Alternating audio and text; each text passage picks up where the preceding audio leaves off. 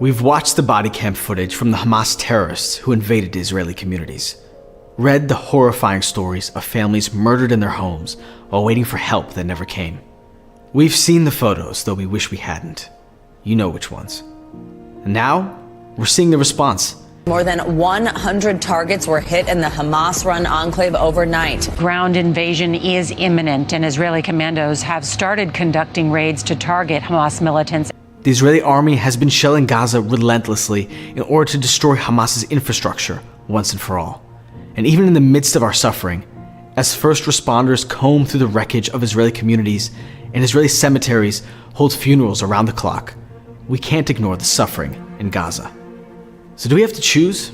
Is it possible to support Israel's right to defend itself and remain empathetic to the suffering of Palestinians in Gaza?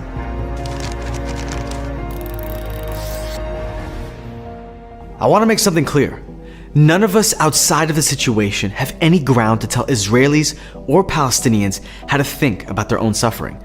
These are the people who actually live in the region, who are running from the rockets or airstrikes, who have attended too many funerals since October 7th. That gives them the right to decide and manage their own responses to the unimaginable trauma they've suffered and continue to suffer.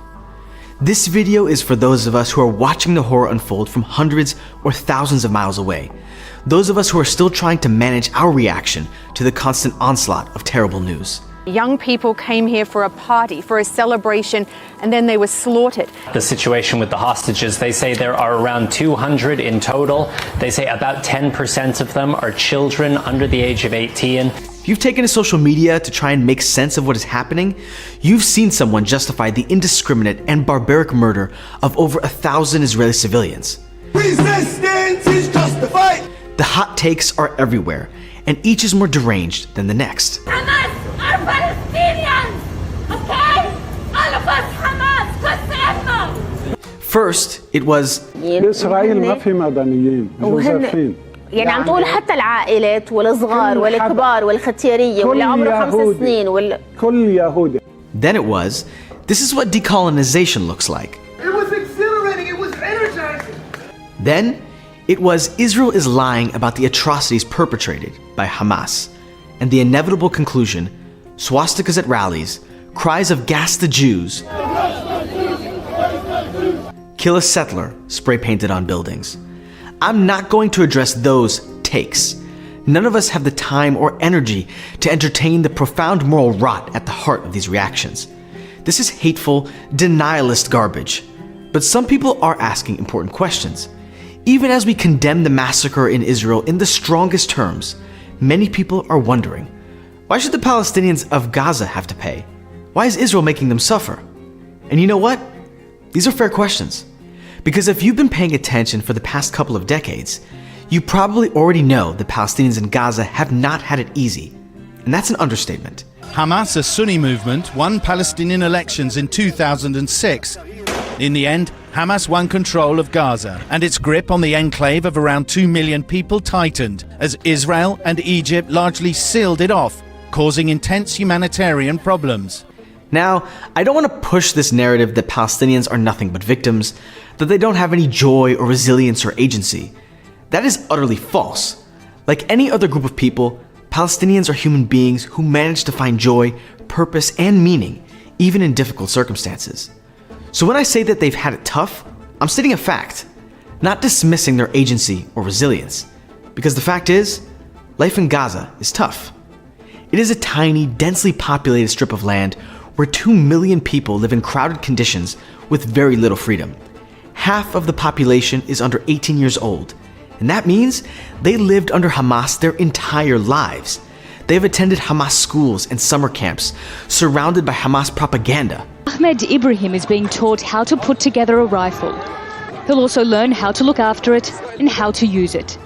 Ahmed is a new recruit to a youth military program being run by the government of Hamas. They lived through multiple wars with Israel, and they are surrounded by poverty, crumbling infrastructure, and food insecurity. The average Gazan lives on $13 a day, and that's if they're lucky enough to be employed, which many Gazans aren't. Since 2007, both Egypt and Israel have imposed blockades on the Strip. The intensity of those blockades depends on the year and each country's political situation. For obvious reasons, the blockades go stricter during times of war. But even in times of relative peace, both Egypt and Israel regulate everything that enters and exits Gaza, including people. The thousands of Gazans who cross into Israel every day for work or medical treatment need permits to do so. But those Palestinians who wish to cross into the West Bank or to leave the Strip entirely for a trip abroad need permission from Egyptian, Palestinian, and/or Israeli authorities, depending on where they're trying to go and through which exit. And as you might imagine, that severely limits their employment and educational prospects, not to mention their quality of life. It's not just the land routes that are blocked. Gaza has no airport or seaport.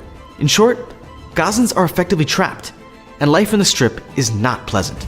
Hamas, the political party that runs Gaza, is considered a terrorist group by over a dozen countries, including the US, and their terror is not limited to Israelis. Hamas steals aid meant for ordinary Gazans, pilfers humanitarian supplies, and silences any citizens that try to protest. Innocent Palestinians are routinely killed by the rockets shot from within Gaza towards Israel. CNN just got its hands on unclassified U.S. intelligence that shows that it was a misfired Palestinian rocket that caused the explosion at the Gaza hospital on Tuesday. In short, ordinary Palestinians have suffered greatly since they elected Hamas in 2006. That was nearly 2 decades ago. Hamas has not held a single election since.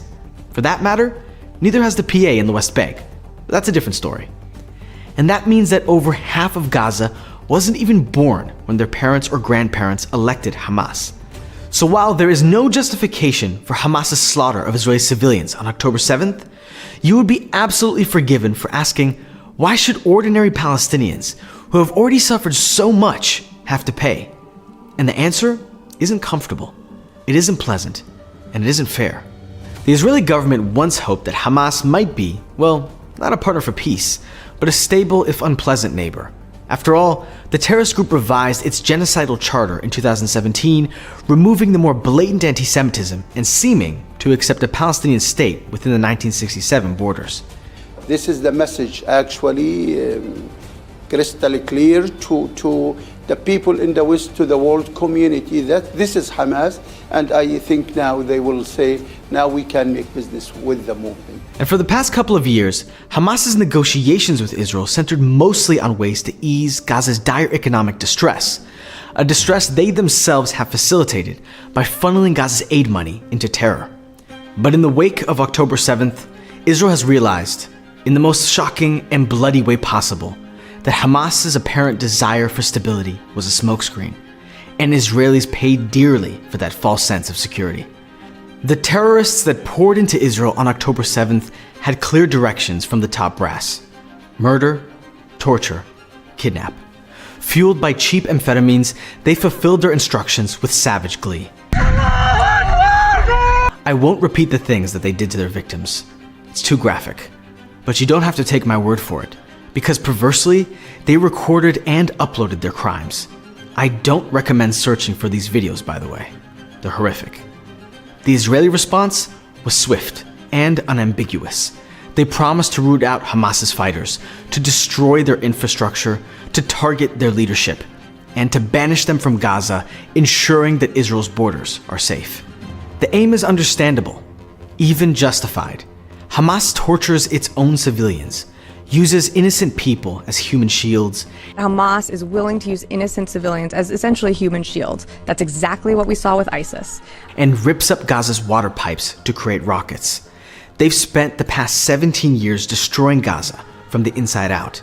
And they're hell-bent on even more destruction, because their ultimate goal is to establish a state free of Zionism and treacherous Christianity, just like ISIS. 510 مليون كيلومتر مربع وهي مساحة كل أرضية سوف تعيش حالة لا ظلم فيها ولا قهر فيها ولا خيانة ولا صلة ولا مسيحية غادرة. And as we've seen time and again, they will use violence to do it. And that's why the Israeli army is currently bombing Gaza.